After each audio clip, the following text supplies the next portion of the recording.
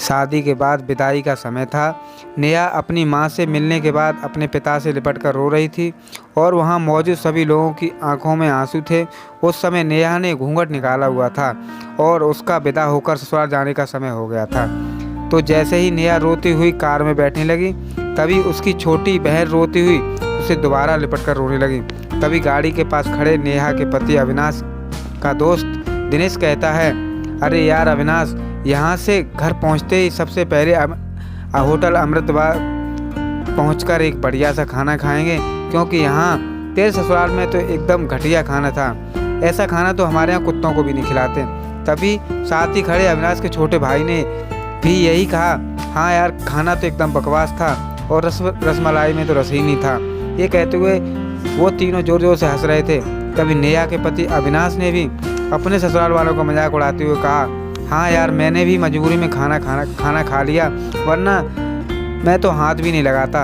और अब पक्का हम तीनों घर पहुंचते ही होटल अमृतबाग का खाना खाएंगे। अपने पति के मुंह से ऐसी बात सुनकर नेहा कार में बैठती बैठती रुक गई और उसने गुस्से में सबसे सामने अपना घूंघट हटाते हुए कार के दरवाजे को जोर से बंद किया और आंखों में आंसू लिए नेहा अपने पिता के पास चली गई और उनका हाथ पकड़ उनसे कहने लगी, पिताजी, मैं ससुराल नहीं जाऊंगी, मुझे ये रिश्ता बिल्कुल मंजूर नहीं है। ये बात नेहा ने इतनी ज़ोर से कहा कि सब लोग उसकी बात सुनकर हल्के में नहीं ले बल्कि हक्के बक्के रह गए। सब लोग नेहा के नज़दीक आ गए और नेहा के ससुराल वालों पर तो जैसे पहाड़ टूट गया हो।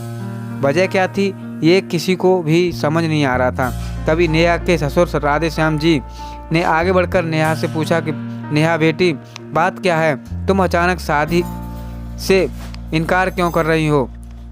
विदाई होने के समय शादी को नामंजूर कर रही हो?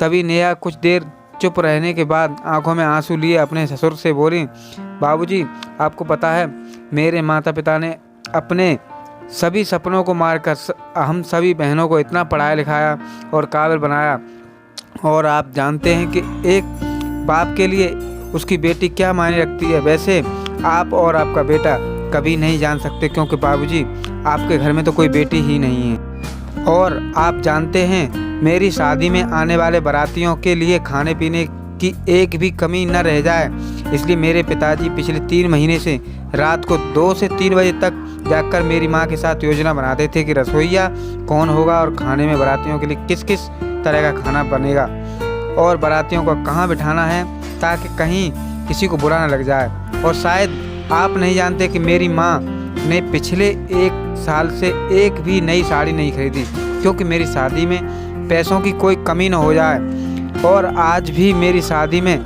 मेरी माँ मेरी बड़ी बहन की साड़ी पहनकर खड़ी है। और ये तो कुछ भी नहीं, मेरे पिताजी भी 150 रुपये की इस शर्ट के नीचे कई छेद वाली बनियान पहन रखे हैं, और ये सब इसलिए ताकि मेरी शादी में कोई कमी न रह जाए। लेकिन इतनी मेहनत करने के बावजूद भी आज इस शादी में आपके बेटे को रोटियां ठंडी लगीं, उसके दोस्त को पनीर बकवास लगा और मेरे देवर जी को रसमलाई में रस नहीं मिला, और मेरे पति अविनाश जी तो कह रहे हैं कि वो तो ऐसे खाने को हाथ भी नहीं लगाते, बस उन्होंने तो मजबूरी में ही खाना खा लिया।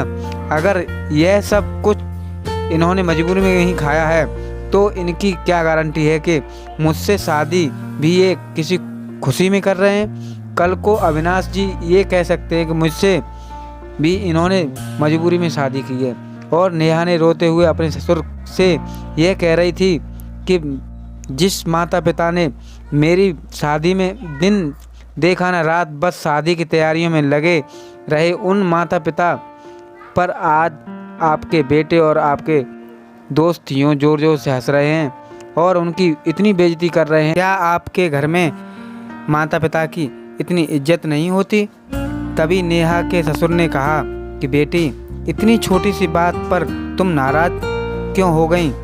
तो नेहा ने अपने ससुर की बात को काटते हुए कहा, बाबूजी, ये छोटी बात नहीं है। अगर शादी के बाद मैं आपकी इज्जत ना करूं तो आपको कैसा लगेगा? ये सुनते ही नेहा के ससुर ने शर्म के मारे अपनी आंखें नीचे कर लीं।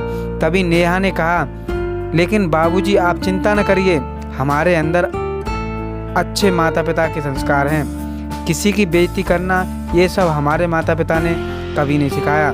यह सुनते ही नेहा के पिताजी दयाशंकर जी ने आंखों में आंसू लिए अपनी बेटी को गले लगा लिया और कहा कि बेटी, मुझे तुझ पर गर्व है कि तू मेरी बेटी है और अब तू शांत हो जा। बेटी, तुझे मेरी कसम, तू इन्हें माफ़ कर दे और खुशी खुशी अपने ससुराल चली जा। तभी नेहा का पति अविनाश भी नेहा के पिताजी और नेहा से हाथ जोड़कर माफ़ी मांगता है और कहता है कि बाबूजी, मुझे माफ़ कर दो, सारी गलती मेरी है, लेकिन आज आपकी बेटी ने एक पिता की इज्जत करना सिखा दिया और आज के बाद मैं हर किसी के माता पिता की इज्जत करूंगा। उसी वक्त नेहा के ससुर राधेश्याम जी भी आगे आकर अपनी बहू नेहा के सर पर हाथ रखकर कहते हैं कि मैं तो बहू लेने आया था, लेकिन ईश्वर बहुत कृपालु है, उसने मुझे बहू के रूप में एक बेटी दे दी और वो भी इतने अच्छे संस्कार वाली कि माता पिता का सम्मान करती हो। और अब बेटी, मेरे कहने से इन नालायकों को माफ़ कर दे, मैं हाथ जोड़कर विनती करता हूँ। तभी नेहा अपने ससुर के दोनों हाथों को पकड़ लेती है और कहती है, नहीं बाबूजी, आप मेरे पिता समान हैं, कृपया आप मेरे सामने हाथ मत जोड़िए। तभी नेहा के पिताजी दयाशंकर जी भी कहते हैं, समधी जी, आप मेरी बेटी के सामने हाथ जोड़कर कृपया हमें शर्मिंदा मत कीजिए। मेरी तो आपसे बस इतनी ही प्रार्थना है कि हमेशा आप मेरी बेटी को अपनी बेटी ही समझना और कोई भी गलती हो जाए तो इसे माफ़ कर देना। तो राधेश्याम जी ने अपने समधी दयाशंकर जी का हौसला बढ़ाते हुए कहा कि आप बिल्कुल चिंता मत करिए, बल्कि अब तो नेहा बेटी हमारे पूरे घर को संभालेगी और अब ये हमारे घर की लक्ष्मी है। यह सुनकर नेहा के पिताजी बहुत खुश हो जाते हैं और अपनी बेटी को खुशी खुशी विदा कर देते हैं। और नेहा अब राजी खुशी अपने ससुराल रवाना हो गई थी और अपने पीछे छोड़ गई थी आंसुओं से भीगी हुई अपनी माँ और पिताजी की आंखें और अपने पिता का आंगन, जिस आंगन में कल तक खूब हंसती खेलती थी, आज से इस आंगन की चिड़िया उड़ गई थी किसी दूर प्रदेश में। तो दोस्तों, बेटी माँ बाप का अभिमान एक पत्थर अनमोल धन है और दोस्तों, अपनी छाती पर पत्थर रखकर वो अपनी प्यारी बेटी और अपने जिगर के टुकड़े को उसकी शादी करके उसे विदा करता है। इसलिए दोस्तों, एक बाप अपनी बेटी की शादी कैसे करता है, उससे दूर हो जाता है और उसका अपमान करके उन्हें और दुखी कभी नहीं करना चाहिए। आपको ये कहानी कैसी लगी नीचे कमेंट करके हमें ज़रूर बताइएगा। अगर आपको ये कहानी पसंद आई हो तो अपने दोस्तों के साथ ज़रूर शेयर करें।